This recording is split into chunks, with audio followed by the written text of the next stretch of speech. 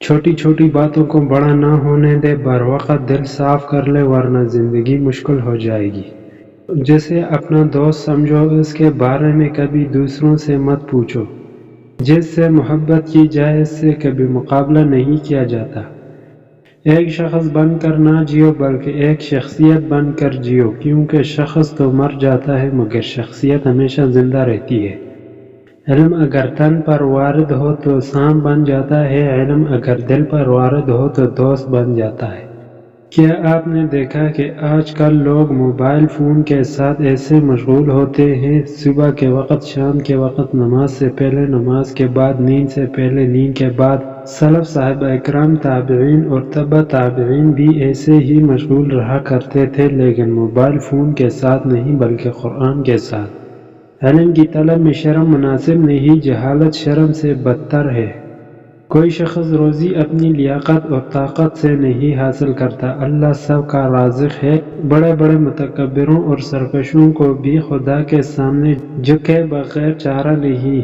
خداوند تعالیٰ متحمل بھی ہے اور رحیم و کریم بھی، وہ گناہگاروں کو توبہ کے لیے مہلت دیتا ہے، توبہ کرنے والوں کو دامن رحمت میں ڈھانپ لیتا ہے، نطفے کو خوبصورت انسان بنا دیتا ہے۔ اللہ تعالیٰ کی قدرت کا اعجاز ہے، پانی کے بوند پر ایسے نقش و نگار کوئی نہیں بنا سکتا۔ جب تو خدا سے مغفرت و عطا کا طالب ہے تو جن لوگوں کی امیدیں تیری ذات سے وابستہ ہے تو انہیں بھی محروم و مایوس نہ کرے۔ جیسا سلوک تو مخلوق خدا سے کرے گا ویسا ہی سلوک خدا تیرے ساتھ کرے گا۔ حقیقی بڑا تو وہ ہے جو اپنے ہر چھوٹے کو پہچانتا ہو اور اس کی ضروریات کا خیال رکھتا ہو۔ جس مظلوم کو بادشاہ سے انصاف نہ مل سکے اسے خدا انصاف دلاتا ہے۔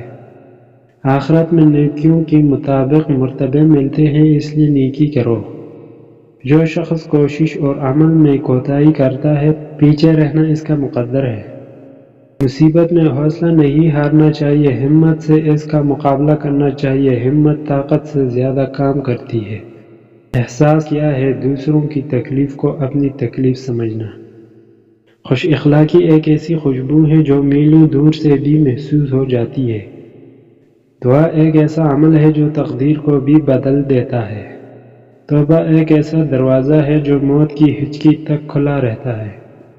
چاقو، خنجر اور تیر تلوار لڑ رہے تھے کہ کون زیادہ گہرا زخم دیتا ہے، الفاظ پیچھے بیٹھے مسکرا رہے تھے۔ کسی کو نصیحت کرتے وقت مناسب کا خیال رکھنا حکمت ہے۔ صحیح وقت پہ دو لفظ نہ بولے جائے تو وقت گزر جانے کے بعد لمبی کہانیاں سنانا بیکار جاتا ہے۔ بعض باتیں خود اپنے بولنے والوں سے پناہ مانگتی ہے۔ کائنات کی سب سے مہنگی چیز کسی دوسرے کا احساس ہے جو دنیا کے ہر انسان کے پاس نہیں ہوتا۔ ہم سب ایک ہی آسمان تلے رہتے ہیں مگر ہم سب کا افق ایک سا نہیں ہوتا۔ وقت یکساں نہیں رہتا، کبھی کبھی خود بھی رو پڑتے ہیں اوروں کو رلانے والے۔ غلط نمبر کی آنکھ ہو، غلط نظریے کی کوئی فرق نہیں ہے کہ ہر منظر دھندلا ہے، ہر رستہ ٹیڑھا اور ہر چہرہ بگڑا ہو نظر آتا ہے۔ ہر شخص اپنی بصیرت کی حدود کو دنیا کی حدود خیال کرتا ہے۔ چھوٹی چھوٹی چیزوں کو غیر اہم نہ سمجھے۔